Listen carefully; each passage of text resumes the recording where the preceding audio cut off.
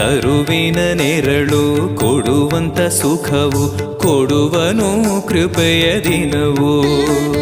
ಸ್ಥಿರ ಇರುವ ಮನ ಎನಗಿರಲಿ ಶರಣಾಗತಿ ಎಂದು ಬರಲಿ. ಭಗವಂತನ ಪ್ರಿಯ ಮಗನಿವನ ಸಾರಿ ಬದುಕು ಇರಲಿ.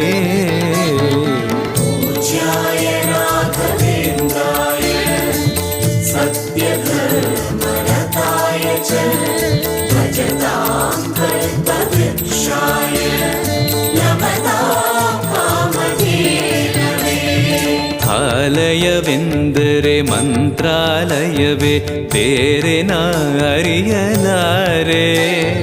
ರಾಜನು ಎಂದರೆ ಶ್ರೀ ಗುರುರಾಜನೇ ಮತ್ತು ನಾ ತಿಳಿಯಲಾರೆ.